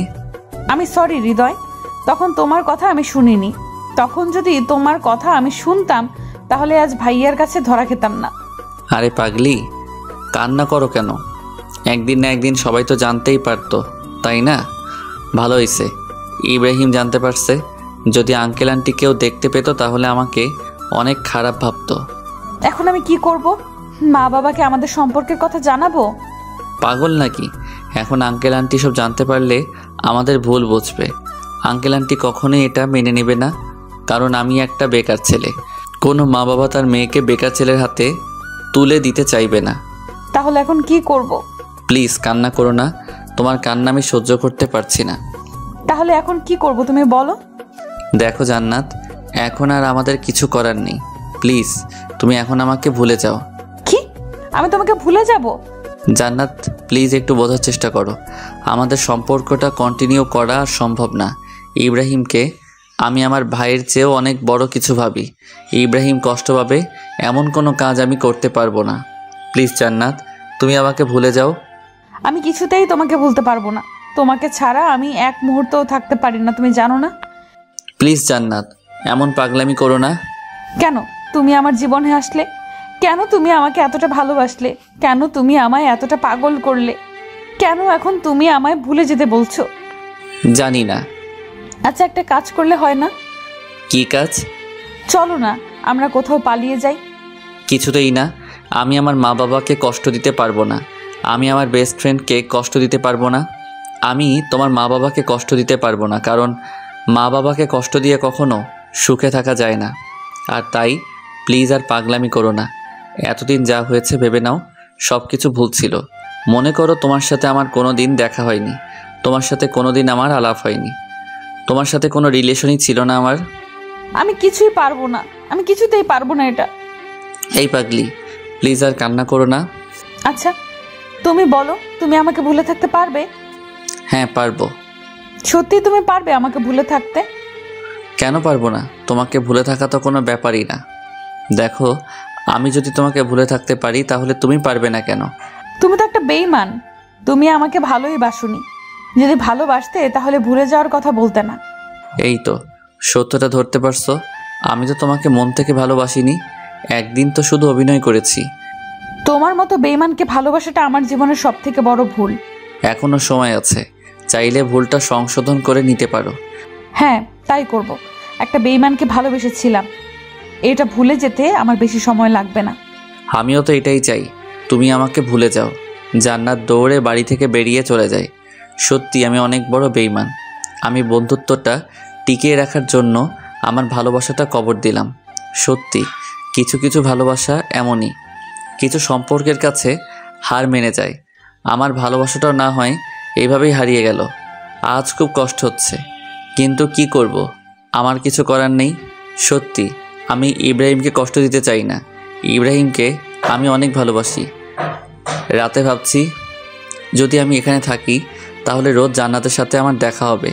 আর জান্নাতের সাথে আমার দেখা হলে জান্নাত আমাকে কিছুই ভুলতে পারবে না, আর আমিও জান্নাতকে কিছুতেই ভুলতে পারবো না। তাই সব থেকে ভালো হবে আমি কাল সকালে কাউকে কিছু না জানিয়ে এখান থেকে চলে যাব। কথা মতো পরের দিন সকালে সিরাজগঞ্জ থেকে আমি ঢাকায় চলে আসি। কিন্তু ঢাকায় আসার আগে আমি রাত্রে একটা চিঠি লিখি, আর চিঠিটা গোপনে জান্নাতের টেবিলের উপর রেখে আসি। পরদিন সকালে জান্নাত ঘুম থেকে উঠে হৃদয়কে খুঁজতে যায়। কিন্তু হৃদয়কে রুমে খুঁজে পায় না। পুরো বাড়ি তন্ন তন্ন করে খুঁজে কিন্তু কিছুতেই হৃদয়ের দেখা পায় না। খুব হতাশা নিয়ে নিজের রুমে ফিরে রুমে গিয়ে বিছানায় বসে কান্না করতে লাগলো। হঠাৎ এমন সময় টেবিলের উপর চোখ পড়ল। জান্নাত দেখতে পেল টেবিলের উপর একটা চিঠি পড়ে আছে। জান্নাত দৌড়ে গিয়ে চিঠিটা উঠিয়ে খুলে চিঠিটা পড়তে অবাক হয়ে গেল। চিঠিতে লেখা ছিল, প্রিয় জান্নাত, পারলে আমাকে মাফ করে দিও। সত্যি আমি অনেক বড় স্বার্থপর এবং বেঈমান। তোমাকে ভালোবাসার কোনো অধিকারই আমার নেই, আর তাই আমি চলে যাচ্ছি। আর কোনো দিন তোমার সামনে আসবো না। পারলে আমায় মাফ করে দিও। তোমাকে অনেক কষ্ট দিয়েছি। ভালো থেকো, সুখে থেকো, আর নতুন করে জীবন শুরু করো। ইতি, তোমার হৃদয়। চিঠিটা পড়ে জান্নাত আর কান্না থামাতে পারল না। খুব জোরে কান্না করছে আর বলছে, হৃদয়, তুমি আমাকে এই চিনলা? তোমাকে আমি এত ভালোবাসলাম? কি রাগের মাথায় একটা কথা বলে ফেলেছি আর তুমি আমাকে ছেড়ে চলে গেলে? তুমি ভাবলে কিভাবে তোমাকে ছাড়া আমি বাঁচবো? আমি তোমাকে ছাড়া বাঁচতে পারবো না, তুমি জানো না? কেন তুমি আমাকে ছেড়ে গেলে? প্লিজ ফিরে আসো হৃদয়। খুব কান্না করছে আর বলছে, পাগলটার কি দোষ বলেন? সত্যি যে দুজন দুজনকে অনেক ভালোবাসে, কিন্তু নিয়তির কাছে তাদের ভালোবাসা হেরে যাচ্ছে। জান্নাত হৃদয়ের এভাবে ছেড়ে যাওয়াটা কিছুতেই মেনে নিতে পারছিল না, আর তাই জান্নাত অনেকগুলো ঘুমের ওষুধ একসাথে খেয়ে ফেললে। জান্নাতের অবস্থা খুবই খারাপ। বাসায় জান্নাতের পাগলামি ব্যাপারটা বুঝতে পেরে সবাই তাড়াতাড়ি করে হাসপাতালে নিয়ে যায়। জান্নাত এখন অপারেশন থিয়েটারে আছে। ডাক্তাররা জান্নাতের চিকিৎসা করছে। অনেকক্ষণ চিকিৎসা করার পর ডাক্তার অপারেশন থিয়েটার থেকে বেরিয়ে বাসার সবাইকে বলল, পেশেন্টের অবস্থা অনেকটা খারাপ। স্টোমাক ওয়াশ করা হয়েছে, এখন বাকিটা আল্লাহর উপর। কি বলছেন ডাক্তার? আমার মেয়েটাকে যে করেই হোক সুস্থ করে তুলতে হবে ডাক্তার। দেখেন, আমি আমার বেস্টটা ট্রাই করব, কিন্তু বাকিটা আল্লাহর হাতে। আপনারা সবাই আল্লাহর উপর ভরসা রাখুন। এটা বলে ডাক্তার চলে যায়। এদিকে বাসার সবাই প্রচুর কান্না শুরু করে। সবার অনেক আদরের মেয়ে জান্নাত। এবার ছোট মেয়েটা অনেক চঞ্চল, তাই সবাই জান্নাতকে অনেক ভালোবাসে। জান্নাত এখন আইসিইউতে রাখা আছে। 3 ঘন্টা পর আইসিইউ থেকে একটা নার্স বেরিয়ে সকলের উদ্দেশ্যে বলে, আপনাদের মধ্যে হৃদয়কে? কেন, কি হয়েছে? পেশেন্ট বারবার হৃদয়ের নামটা বলছে। যদি পারেন হৃদয়কে একবার রুমে পাঠিয়ে দিন, নয়তো পেশেন্ট সুস্থ হয়ে উঠতে পারে। ঠিক আছে নার্স, আমরা চেষ্টা করব। ইব্রাহিম মনে মনে ভাবছে, মা বাবাকে এখন আমি কি জবাব দিব বল? মা বাবাকে আমি কিভাবে বলবো যে আজ জান্নাতের এই অবস্থার জন্য হৃদয় দায়ী? আজ আমার বোনটা হৃদয়কে ভালোবেসে বলে এই অবস্থা হয়েছে। মা বাবাকে উল্টাপাল্টা কিছু বলে ইব্রাহিম ম্যানেজ করে নেয়। তারপর ইব্রাহিম হৃদয়কে অনেক ফোন করে, কিন্তু লাইনে পায় না। কারণ হৃদয় ইব্রাহিমের কথা রাখতে গিয়ে নিজের ভালোবাসাটাকে বিসর্জন দিয়ে নিজেকে একা করে নিয়েছে।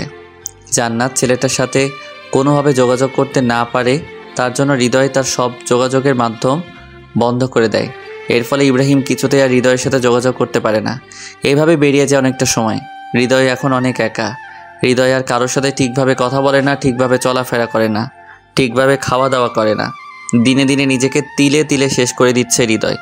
একদিকে হৃদয় নিজেকে তিলে তিলে শেষ করে দিচ্ছে, অপরদিকে জান্নাত হাসপাতালে মৃত্যুর সাথে পাঞ্জা লড়ছে। অনেক কষ্টের পর জান্নাতকে ধীরে ধীরে সুস্থ করে তোলা হয়। জান্নাত এখন অনেকটা সুস্থ আর নিজেকে সম্পূর্ণ প্রস্তুত করে নিয়েছে। জান্নাত আর হৃদয়ের কথা ভাবে না। হয়তো হৃদয়ের চলে যাওয়াতে জান্নাত তাকে ভুলে যাওয়ার কারণ খুঁজে পেয়েছে। ধীরে ধীরে জান্নাত হৃদয়কে একেবারে ভুলে যায়, কিন্তু হৃদয় কিছুতেই জান্নাতকে ভুলতে পারে না। যাই হোক, দেখতে দেখতে দিনের পর দিন কেটে যায়, মাসের পর মাস কেটে যায়, অনেকটা সময় পেরিয়ে যায়। দুজন দুজনকে ছাড়া কাটিয়ে দেয়। ইব্রাহিম এখন ঢাকায় আছে, কিন্তু জান্নাতের অবস্থা হৃদয়কে জানায়নি। কারণ ইব্রাহিম ভেবেছে, যার জন্য আমার বোন মরতে বসেছিল তাকেই কাজের সময় পাশে পাইনি, তাকে কেন আমার বোনের কথা বলবো? এর চেয়ে যে আমার বোনকে ভুলে থাক, এটাই ভালো। আর আমার বোনটা হৃদয়কে ভুলে গেছে, আর তুই নতুন করে তাদের মধ্যে আবারও ভালোবাসার বীজ বপন করতে চাই না। হৃদয় ধীরে ধীরে নিজের অবস্থান পরিবর্তন করে। হৃদয় লেখাপড়ার পাশাপাশি একটা জব করে। জবটা একটা প্রাইভেট কোম্পানিতে, আর তাই হৃদয়কে একটু পরিশ্রম করতে হয়। দেখতে দেখতে 1টি বছর পেরিয়ে যায়। জান্নাতের সাথে হৃদয় আর কোনো যোগাযোগ হয় না। একদিন অফিস শেষে হৃদয় বাসায় ফিরে ফ্রেশ হতে যাবে, হঠাৎ এমন সময় তার ফোনটা বেজে উঠল। হ্যালো হৃদয়, তুই কোথায় আছিস? ইব্রাহিম অনেকটা আতঙ্কিত কণ্ঠে বলল। তখন আমি অনেক ভয় পেয়ে যাই ইব্রাহিমের এমন কণ্ঠ শুনে। কি হয়েছে দোস্ত, তোর কণ্ঠটা এমন লাগছে কেন? এরপর হৃদয় যা শুনতে পায় সেটা শোনার জন্য হৃদয় মোটেও প্রস্তুত ছিল না। কি বলছিস তুই যাতা? দোস্ত, এখন আমি কি করব? আমার বোনটা যে আর সমাজে মুখ দেখাতে পারবে না দোস্ত। এটা শুনে হৃদয় বাসা থেকে এক দৌড়ে বেরিয়ে গাড়ি ধরে সিরাজগঞ্জ চলে যায়। সিরাজগঞ্জ গিয়ে সোজা হাসপাতালে চলে যায়। হাসপাতালে গিয়ে দেখতে পায় জান্নাত একটা বেডে শুয়ে আছে। তার পাশে চাচা চাচি দাদা দাদি বসে আছে আর কান্না করছে। আমি কি বলবো বুঝতে পারছি না। সত্যি আমার অনেক কষ্ট হচ্ছে। আমি ভাবতেও পারিনি আমার জান্নাতের সাথে এমনটা হবে। আপনারা ভাবছেন জান্নাতের সাথে কি হয়েছে, তাই তো? আজ জান্নাতের গ্যাং রেপ হয়। হ্যাঁ, আপনারা যা শুনেছেন সত্যি। আজ জান্নাতের সতীত্ব নষ্ট করে দেয় এলাকার বাজে কিছু ছেলে। হৃদয় জান্নাতের কাছে গিয়ে জান্নাতের হাতে হাত রেখে বলে, এসব কি করে হলো? কি হলো জান্নাত, বলছো না কেন? কি হলো জান্নাত, কিছু বলছো না কেন? আমার সাথে কথা বলবে না? দেখো, আমি অতীতে যা করছি তার জন্য তুমি আমাকে শাস্তি দিও, কিন্তু প্লিজ এখন কথা বলো। জান্নাত কার সাথে কথা বলছে না বাবা? কেন কথা বলছে না চাচা? মেয়েটার সাথে যা হয়ে গেল, এরপর কিভাবে মেয়েটা কথা বলবে? কিভাবে এত কিছু হয়ে গেল আমাকে কেউ বলবে প্লিজ? সুজন আমার হাত ধরে টেনে নিয়ে হাসপাতালে ছাদে চলে যায়। তারপর সুজন বলে, ভাই আমি বলছি কি হয়েছিল। তাড়াতাড়ি বলো কি হয়েছিল। তারপর সুজন হৃদয়কে বলতে লাগলো কিভাবে এত কিছু হলো। আজ জান্নাতের কলেজ বন্ধ ছিল, তাই আমি জান্নাতকে জোর করে আমার স্কুলে নিয়ে যেতে চাইছিলাম। আর তাই জান্নাতের বুকে নিয়ে আমি স্কুলের উদ্দেশ্যে রওনা দিই। মাঝ রাস্তায় যেতে দেখি কিছু বখাটে ছেলে রাস্তার পাশে বসে আছে। ছেলেগুলোকে দেখে বোঝা যাচ্ছিল তারা অনেক খারাপ, অনেক বাজে। তারা অনেক বাজে বাজে কথা বলছিল। তারা বলছিল, ইস মামা কি জিনিস রে। যদি একটা বার ছুঁতে পারতাম। উফ মামা, ফিগারটা দেখেছিস? আমার তো মন চাই যে দৌড়ে গিয়ে জড়িয়ে ধরি। এমন আরো অনেক বাজে কথা বলছিল। জান্নাত আপু এগুলো সহ্য করতে না পেরে ওই ছেলেগুলোর কাছে গিয়ে জান্নাত জুতা খুলে একটি ছেলের গায়ে জুতা মারে আর বলে, তোদের ঘরে মা বোন নেই? জীবনে কোনোদিনও মেয়ে দেখিসনি? মায়ের দুধ খেয়ে বড় হোসনি? মেয়ে দেখলে জিভে জল আসে কেন, কুত্তার বাচ্চা? আপু এমন কথা শুনে ছেলেগুলো হঠাৎ করে বসা থেকে লাফ দিয়ে উঠে জান্নাত আপুকে জোর করে ধরে উঠিয়ে নিয়ে যেতে লাগলো। আমি ওদেরকে অনেক বাধা দিই, কিন্তু আমি অনেক ছোট আর একা, তাই ওদেরকে বাধা দিতে পারিনি। আমাকে ধাক্কা দিয়ে ফেলে দিয়ে জান্নাত আপুকে নিয়ে ওরা চলে যায়। জান্নাত আপু অনেক আকুতি মিনতি করে বলে, আমাকে ছেড়ে দে শয়তানেরা, ভালো হবে না বলে দিচ্ছি। তোদের ভালোই ভালোই বলছি, আমাকে ছেড়ে দে। তোমাকে ছাড়বো তো অবশ্যই শোনা, কিন্তু তার আগে আমাদের কাজটা তো হাসিল করে নেই। জান্নাত আপুকে টানতে টানতে ওই জানোয়ারগুলো নিয়ে যায় আমার চোখের সামনে দিয়ে। আমি কিছুই করতে পারিনি। তারপর জান্নাত আপুকে একটি রুমের মধ্যে নিয়ে যায় আর তারা সবাই মিলে মিম আপুর উপর ঝাঁপিয়ে পড়ে। মিম আপুকে ওরা জানোয়ারের মতো ছিঁড়ে খায়। কথাগুলো বলতে বলতে সুজনের চোখ দিয়ে জল গড়িয়ে পড়ছিল। টপ টপ করে কথাগুলো শুনে আমার শরীরের লোমগুলো খাড়া হয়ে গেল। আমি নিজেকে কন্ট্রোল করতে পারছি না। চোখ দিয়ে অঝরে পানি ঝরছে। আমি ছাদ থেকে নেমে জান্নাতের কাছে গেলাম। নিচে এসে দেখি আঙ্কেল আন্টি ইব্রাহিম সবাই চলে এসেছে। সবাইকে একটু সাইড করে আমি জান্নাতের পাশে গিয়ে বসে জান্নাতের 2 হাত ধরলাম আর বললাম, সত্যি তোমার সাথে অনেক খারাপ হয়েছে। আমি কোনোদিন ভাবতেও পারিনি তোমার সাথে এমন কিছু হবে। প্লিজ নিজেকে ছোট করে দেখো না। তুমি সুস্থ হয়ে ওঠো তাড়াতাড়ি, ওই জানোয়ারদের শাস্তির ব্যবস্থা করব। ওরা অনেক খারাপ, ওদের সাথে আমরা পেরে উঠব না। চাচা কোনো চিন্তা করবেন না, আমি আছি। আমি সব কিছু দেখে নেব। তুমি ওদের সম্পর্কে কিছু জানো না। এইসব জানোয়ারদের সম্পর্কে আমি কিছু জানতেও চাই না। আমি আইনের সাহায্য নিয়ে ওদের শাস্তির ব্যবস্থা করব। কিন্তু পুলিশ? কোনো কিন্তু না চাচা, আমি সব কিছু দেখে নেব। ইব্রাহিম তুই আমার সাথে চল। তাই বলে আমি ইব্রাহিম আর সুজনকে নিয়ে থানাতে চলে গেলাম। থানায় গিয়ে ওই জানোয়ারদের নামে কেস ফাইল করলাম। পুলিশগুলো আমায় বারবার বলছিল, আপনি যাদের নামে কেস করেছেন তারা কে জানেন? তাদের সম্পর্কে আমার জানার কোনো ইচ্ছা নেই। আমি শুধু এইটুকু চাই, আসামিদের সঠিক শাস্তির ব্যবস্থা করা হোক। এখন তো এসব কথা বলতেছেন, কিন্তু আবার একটু পর এসে মতলব বদলাবেন না তো? দেখেন দারোগা সাহেব, আমি যা করি ভেবে চিন্তে করি, আর আমি আমার কথা থেকে একটু নড়চড় হব না। আদালতে ঠিক প্রমাণ পেশ করতে পারবেন তো? অবশ্যই পারবো। আচ্ছা, তাহলে আমরা কেসটা নিচ্ছি। ঠিক আছে দারোগা সাহেব, আর হ্যাঁ, যত তাড়াতাড়ি সম্ভব আপনি আসামিদের গ্রেফতার করবেন। ঠিক আছে, আপনারা এখন আসুন। ওকে দারোগা সাহেব। তারপর থানা থেকে চলে আসি। হাসপাতালে আসতে সবাই আমাকে ধরে বলে, এমনি মেয়েটার এই অবস্থা, সবার সামনে মাথা উঁচু করে বাঁচতে পারে না, আবার তুমি যা শুরু করলে হৃদয়। দেখেন আঙ্কেল, আমি যা করছি একদম ঠিক করছি। আচ্ছা, এখানে জান্নাতের দোষটা কোথায় আমাকে বলবেন? জান্নাত কি নিজের ইচ্ছায় ধর্ষিত হয়েছে? কি ব্যাপার, চুপ করে আছেন কেন? জবাব দিন। আমাদের সমাজে সবথেকে বড় সমস্যা কি জানেন? আমাদের সমাজে যে মেয়েগুলো ধর্ষিত হয়, আমরা তাদেরকে ছোট করে দেখি, আমরা তাদেরকে খারাপ বলি, আর যে জানোয়ারগুলো মেয়েদের সাথে এমন খারাপ কাজ করে তাদেরকে বাহবা দিই। যেখানে আমাদের মেয়েটিকে মেন্টালি সাপোর্ট দেওয়ার কথা, সেখানে আমরা মেয়েটিকে ছোট করে দেখি, মেয়েটিকে আমরা অপমান করি। আমরা ধর্ষিত মেয়েদের সমাজের বোঝা মনে করি। আচ্ছা, মেয়েরা কি ইচ্ছা করে ধর্ষিত হয়? মেয়েরা কি চায় তাদের সবথেকে মূল্যবান সম্পদ কেউ এইভাবে কেড়ে নিক? অথচ একটি মেয়ে ধর্ষিত হওয়ার পর আমরা মেয়েটিকে দোষী সাব্যস্ত করি, আর ধর্ষককে আমরা বড় করে দেখি। যদি আমরা একটি ধর্ষককে সঠিক বিচারের আওতায় নিয়ে আসতে পারতাম, তাহলে আজ ধর্ষণ তো দূরের কথা, আমাদের সমাজে কোনো ছেলে মেয়েদের দিকে চোখ তুলে তাকাতে পারতো না। কিন্তু আমাদের দেশে কি আমরা তাই করি? মোটেও করিনি। বরং উল্টো আমি মেয়েদেরকে এমন এমন কথা শোনাই যার কারণে মেয়েরা তাদের অনিচ্ছা সত্ত্বেও আত্মহত্যা করতে বাধ্য হয়, শুধু আমাদের সমাজের মানুষদের জন্য।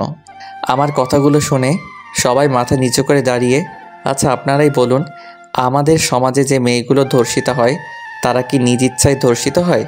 তাহলে আমাদের সমাজে কেন ধর্ষিতা মেয়েদের পাশে দাঁড়ানো হয় না? কেন ধর্ষকদের শাস্তি দেওয়া হয় না? আজ এই দেশে একটি ধর্ষকের সবার সামনে শাস্তি দেওয়া হোক, দেখবেন এই দেশে আর দ্বিতীয়বারের মতো কোনো ধর্ষণের কথা আপনি শুনবেন না। সবাইকে অনেক বুঝিয়ে সবাইকে জানাতে পাশে দাঁড়ানোর জন্য আহ্বান করি। এখন সবাই মিলে জান্নাতের পাশে দাঁড়িয়ে আছি, শুধু ধর্ষকদের শাস্তি প্রদানের জন্য। কিছুক্ষণ পর কিছু গুন্ডা টাইপের ছেলে পেলে আমাদের কাছে এসে ছুরি, রামদা, পিস্তল এসব দেখে ভয় দেখাচ্ছে আর বলছে, যদি তোরা ভালো চাস আর তোদের মেয়েকে সুস্থ দেখতে চাস, তাহলে কেসটা উঠিয়ে নি, না হলে খুব খারাপ হয়ে যাবে। তোরা কি করতে পারিস আমি দেখে নেব। আমি আমার যথেষ্ট চেষ্টা করে তোদের শাস্তির ব্যবস্থা আমি করব। তোর সাহস তো কম না, তুই আমাদের বিরুদ্ধে মামলা করেছিস, আবার আমাদের মুখের উপর কথা বলিস। তোদের মতো কুত্তার সাথে কথা বলতে আমার বইয়েই গেছে, তোদের মতো কুত্তার দিকে তাকাতেই আমার ঘৃণা লাগে। কি বললি মাদার? এটা বলে একজন হৃদয়ের পেটে ছুরি ঢুকিয়ে দেয়। হাসপাতালে মেঝে হৃদয়ের রক্ত দিয়ে মেখে একাকার হয়ে গেল। হৃদয়ের অবস্থা অনেক খারাপ। হৃদয় মাটিতে লুটিয়ে পড়ল। সবাই এমন দৃশ্য দেখে ভয়ে আতঙ্কিত হয়ে কাঁপতে শুরু করলো। তারপর ওই বখাটেগুলো বলল, যদি কেসটা না উঠিয়ে নিস তাহলে একে একে সবাই মারা পড়বি, কথাটা খুব ভালো করে মাথায় ঢুকিয়ে নি। এটা বলে সবাই চলে গেল। সবাই হৃদয়কে ধরাধরি করে আইসিইউতে নিয়ে যায়। ডাক্তার তাড়াতাড়ি এসে চিকিৎসা শুরু করে দেয়। হৃদয়ের অবস্থা অনেক সিরিয়াস। একদিকে জান্নাতের অবস্থা খারাপ, অপরদিকে হৃদয়ের সিরিয়াস অবস্থা। কি করবে সবাই ভেবে পাচ্ছে না। এমন সময় ইব্রাহিমের বাবা বলল, এসব বকাটে ছেলেপেলেদের সাথে লাগা আমার মোটেও ঠিক হয়নি। ইব্রাহিম, তুই থানায় গিয়ে কেসটা উঠিয়ে নিয়ে আয়। ইব্রাহিম কি করবে বুঝতে পারছে না, তাই আঙ্কেলের কথা শুনে ইব্রাহিম থানায় গিয়ে কেসটা উঠিয়ে নিয়ে আসে। হৃদয়ের অপারেশন শেষ, কিন্তু এখনও জ্ঞান ফেরেনি। অনেক রক্ত ঝরেছে, তাই অবস্থা অনেকটাই খারাপ। হৃদয়ের মা বাবাকে হৃদয়ের এমন অবস্থা জানানো হয়নি, কারণ হৃদয়ের মা বাবা এসব জানতে পারলে অবস্থা আরও খারাপ হয়ে যাবে। সবাই অনেক চিন্তায় আছে। ডাক্তার সবাইকে বলল, দেখেন রোগীর অবস্থা অনেক খারাপ, কখন কি হয়ে যাবে কিছু বলা যাবে না। রোগীর জ্ঞান না ফেরা পর্যন্ত আমরা কিছু করতে পারবো না। এটা কি বলছেন ডাক্তার? হৃদয়কে যে করে হোক সুস্থ করে তুলতে হবে। সরি, আমরা আমাদের যথাসাধ্য চেষ্টা করেছি। সবার মাথায় হাত। হৃদয়ের মা বাবাকে না জানিয়ে আর থাকতে পারছে না কেউ। ইব্রাহিমের বাবা হৃদয়ের বাবাকে ফোন করে সব কিছু খুলে বলে আর তাদেরকে যত তাড়াতাড়ি সম্ভব সিরাজগঞ্জ চলে আসতে বলে। হৃদয়ের মা বাবা সময় নষ্ট না করে তাড়াতাড়ি করে সিরাজগঞ্জ চলে আসে। তারা এসে দেখতে পায়নি হৃদয় আইসিইউতে একটা জীবন্ত লাশ হয়ে শুয়ে আছে। হৃদয়ের মা অনেক কান্না করছে। হৃদয়ের বাবা সবাইকে বলছে, আমার ছেলের এত বড় ক্ষতি কে করলো? যে ছেলেগুলো জান্নাতকে ধর্ষণ করেছে তারাই। দাঁড়াও, তাড়াতাড়ি ব্যবস্থা আমি করছি। তাই বলে হৃদয়ের বাবা কাকে যেন একটু ফোন করলো। হ্যালো সবুজ ভাই, আমার অনেক বড় একটা সমস্যা হয়ে গেছে। কিছু গুন্ডা আমার ছেলের অবস্থা অনেক খারাপ করেছে। আমার ছেলেকে হত্যা করার চেষ্টা করেছে। এখন আমার ছেলে আইসিইউতে ভর্তি আছে। বাঁচবে কিনা মরবে আল্লাহই ভালো জানে। ওপাশ থেকে কি যেন বলল।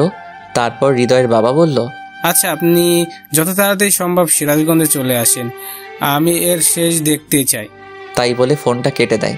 আপনাদেরকে হৃদয়ের বাবা সম্পর্কে তো কিছুই বলিনি। এখন হৃদয়ের বাবার সম্পর্কে জেনে নিন। হৃদয়ের বাবা একজন বিজনেসম্যান। ব্যবসার কাজে অনেক বড় বড় লোকজনের সাথে উঠা বসা করে। সমাজের সকল লোকের সাথেই তার ভালো সম্পর্ক। এখন যাকে ফোন করলো সে হচ্ছে ঢাকার একটি গ্যাং লিডার। হৃদয়ের বাবার বিভিন্ন কাজের জন্য সবার সাথে সম্পর্ক রাখতে হয়, তাই এই লোকটির সাথে ওর সম্পর্ক আছে। কয়েক ঘন্টা পর ওই লোকগুলোর সিরাজগঞ্জ এসে পৌঁছায়। তারপর লোকজনদের বকাটে ছেলে পেলে ডিটেলস বলা হয়। তারপর লোকগুলো সেই বকাটে ছেলে পেলে উদ্দেশ্যে রওনা দেয়। অনেকক্ষণ পর ওই লোকগুলো রাত 8টার দিকে সবার মাঝে ফিরে আসে আর বলে, শহীদুল সাহেব, আমাদের কাজ শেষ। কাল সকালে সবাই সব দেখতে পারবে। আমাদের কাজটা শেষ। আমরা তাহলে আসি। এবার দেখা হবে। ভালো থাকবেন আর আশা করি আপনার ছেলে খুব তাড়াতাড়ি সুস্থ হয়ে উঠবে। ঠিক আছে সবুজ ভাই, আপনাকে অসংখ্য ধন্যবাদ। তারপর লোকগুলো চলে যায়। সবাই শুধু ভাবছে কাল সকালে তাদের জন্য কি অপেক্ষা করছে, কারণ তারা কেউ জানে না বখাটেদের সাথে কি হয়েছে। দেখতে দেখতে সকাল হয়ে গেল। টিভিতে নিউজ হচ্ছে সিরাজগঞ্জ কিছু বখাটে ছেলেদের লাশ পাওয়া গেছে। তাদের লাশগুলো উলঙ্গ অবস্থায়, সবার লিঙ্গ কাটা অবস্থায় একটা গাছে উল্টা করে ঝোলানো ছিল। কে বা কারা এমন ঘটনা ঘটিয়েছে এখন কিছু বলা যাচ্ছে না। শোনা যাচ্ছে এই বখাটেগুলো কাল একটি মেয়েকে ধর্ষণ করে। তারপর তাদের নামে থানায় মামলা করা হলে তারা মামলাকারীর ওপর ঝাঁপিয়ে পড়ে এবং তাকে ধারালো অস্ত্র দিয়ে আহত করে। এখন সে হাসপাতালে আইসিইউতে ভর্তি আছে। সবাই এমন খবর দেখে অনেক হতভম্ব। কাল রাতে যে এত কিছু হয়ে গেছে তারা সবাই ভাবতেও পারিনি। সত্যি ধর্ষকদের শাস্তি এমনই হওয়া উচিত, যাতে করে কেউ দ্বিতীয়বার আর কোনো মেয়ের দিকে চোখ তুলে তাকাতে না পারে। পরের দিন বিকাল 4টায় হৃদয়ের জ্ঞান ফেরে। জ্ঞান ফিরতে সবাই হৃদয়ের কাছে ভিড় জমায়। সবাই অনেক খুশি, কারণ হৃদয়ের জ্ঞান ফিরেছে। হৃদয়ের মা বাবা হৃদয়কে বলে, বাবা তুই কোনো চিন্তা করিস না, তুই তাড়াতাড়ি সুস্থ হয়ে যাবি। বাবা জান্নাতের কি খবর এখন? জান্নাত এখন ভালো আছি। তুই একটু নিজের চিন্তা করো। আর তুই একটা মেয়ের জন্য এত রিস্ক নিতে গেলি কেন? যদি আজ তোর কিছু একটা হয়ে যেত তাহলে আমরা কি নিয়ে বাঁচতাম? মা বাবা, আমার কিছুই হবে না আমি জানি, কারণ তোমাদের দোয়া সবসময় আমার সাথে আছে। আর জান্নাতকে আমি নিজের থেকে অনেক বেশি ভালোবাসি, তাই ওর জন্য এইটুকু করা আমার কাছে কিছুই না। তুই সত্যি অনেক বড় একটা পাগল। হ্যাঁ, আমি তো পাগলই, শুধু জান্নাতের জন্য। আচ্ছা, ওই বকাটে ছেলেদের কি খবর এখন? পুলিশেরা কি ওদেরকে গ্রেফতার করছে? ওদের অবস্থা শেষ, ওরা আর বেঁচে নেই।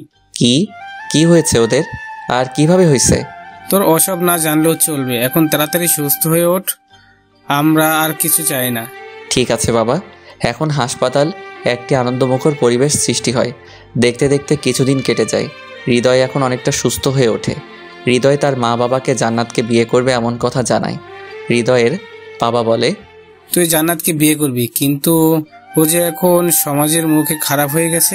জান্নাত যে ধর্ষিতা হয়েছে সেটা নিজের দোষে না, তাকে ধর্ষণ করা হয়েছে। আর সবথেকে বড় কথা হচ্ছে আমি জান্নাতকে অনেক ভালোবাসি, জান্নাতকে ছাড়া আমি বাঁচব না। আর জান্নাতের জন্য আমি এত কিছু করলাম, কিন্তু শেষে এসে তাকে পাবো না, এটা তো কিছুতেই হতে পারে না। আমি যদি বিয়ে করি তাহলে জান্নাতকেই করব।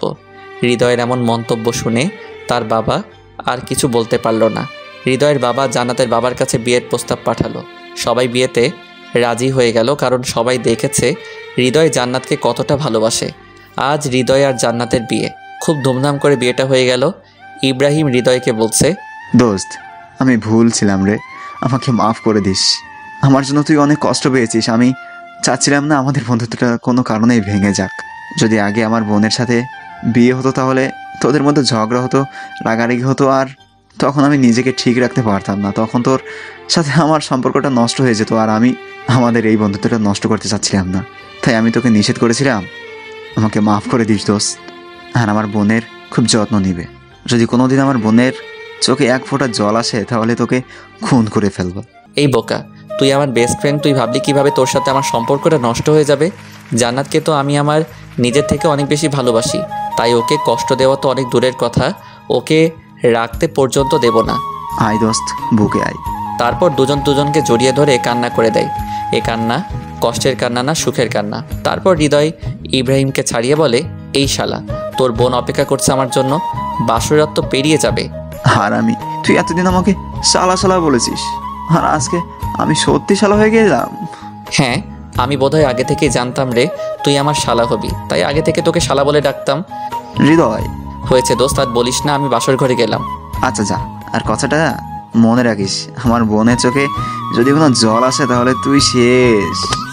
ঠিক আছে দোস্ত। তারপর হৃদয় বাসর ঘরে ঢোকে। ঘরের ভেতর ঢুকে দেখে জান্নাত বিছানার উপর ঘোমটা দিয়ে বসে আছে। হৃদয় আজ ঘোমটাটা উঠিয়ে জান্নাতের মুখের দিকে তাকিয়ে আছে। ইস, কি সুন্দর তুমি, সত্যি তোমাকে দেখে চোখ ফেরানো দেয়। তাই বুঝি? তাই তো, না হলে কি আমি তোমার প্রেমে পড়ি? কই, তুমি তো আমাকে না দেখে ভালোবেসেছিলে, তাহলে এখন এই কথা বলছো কিভাবে? রাখছো কেন? আমি তো এটা কথার কথা বললাম। সত্যি আমার বউটাকে একদম পরীর মতো দেখতে লাগছে। জানি সেটা, এখন নতুন কিছু বলো। নতুন করে কি আর বলবো, শুধু একটা কথা জেনে রাখো, আজ থেকে ম্যাচ শুরু। আমি একেবারে ক্রিকেট টিম বানিয়ে তারপর থামবো। কি, তুমি কি আমাকে মেরে ফেলবে? কি বলো জান, তোমাকে মেরে ফেলবো কেন? তাহলে ক্রিকেট টিম বানাতে চাইছো, আমার কষ্ট হবে না? আজ সেসব পরে দেখা যাবে, এখন আজকের ম্যাচটা শুরু করি। যা দুষ্টু। আয় হায় আমার লজ্জাবতী লতা। তাই বলে জান্নাতকে ধরে ওর ঠোঁটে আমার ঠোঁট লাগিয়ে দেই। এরপর আস্তে আস্তে বাকি কাজ শুরু হয়ে যায় আমাদের ক্রিকেট টিম তৈরি করার জন্য। আপনারা এখন আসতে পারেন, কারণ এখন আমরা যা করতে যাচ্ছি সেসব আপনাদেরকে দেখাতে পারবো না। আপনাদের লজ্জা করে না? আপনারা এখনও আছেন। আপনারা কি চান, আমাদের বাসর দেখবেন? আপনারাও বিয়ে করে বাসর করেন, আপনাদের কি বাধা দিয়েছি? উফ, আর জ্বালাস না তো, গল্প এখানেই শেষ। এখন সবাই বিদায় নেন। হাই বন্ধুরা, গল্পটা কেমন লাগলো অবশ্যই কমেন্ট করে জানাবেন। আর যারা এখনও চ্যানেলটিকে সাবস্ক্রাইব করেননি তারা অবশ্যই প্রেমের তাজমহল চ্যানেলটি সাবস্ক্রাইব করে রাখুন। ধন্যবাদ সবাইকে।